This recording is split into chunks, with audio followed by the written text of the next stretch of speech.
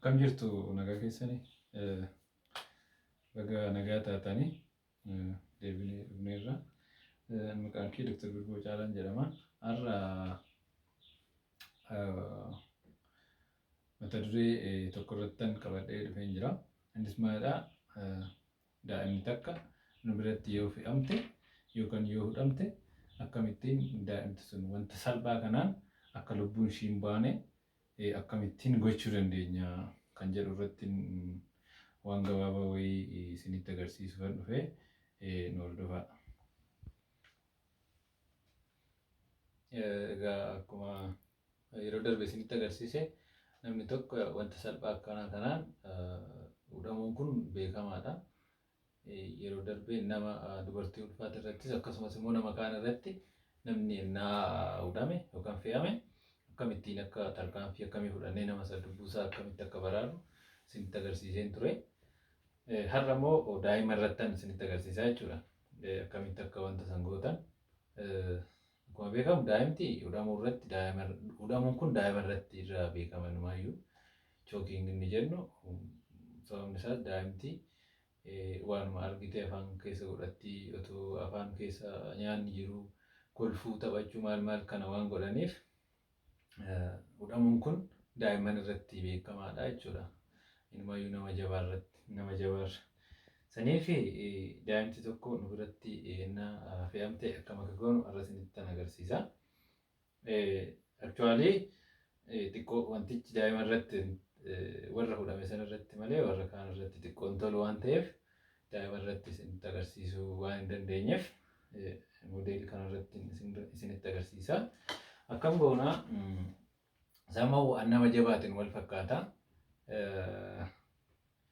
Jalqaba irratti daa'imti sun hudhamtee hudhamuu ishii barreerraa achii booda maal goonaa daa'ima san waan lama fayyadamuu dandeenya. Tokkoffaa miila keenya fayyadamuu dandeenya. Akka kanatti miila keenya irra godhachuu dandeenya. Lamaffaan immoo harka keenya akkanatti fayyadamuu dandeenya.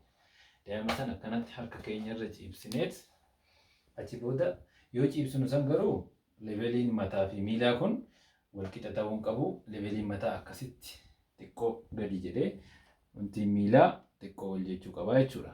Just akka kanatti jechuudha. San booda erga akkana kana goonee booda maal goonaa at the base of our hand hundee harka keenyaa kana fayyadamnee lafee harka keenyaa hundee lafee harkaa kana fayyadamnee hiitana jechuudha. Lafee ceekuu kan duubaa kana gidduu akkasitti akkas goonaa jechuudha.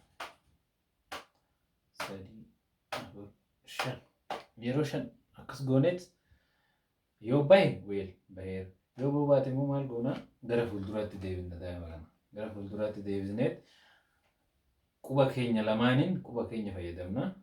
Akka warra jabaa san miti quba keenya lamaan fayyadamneet lafee harmaa kana gidduu kara gadi gassinee akkasitti qabnee raawwanneet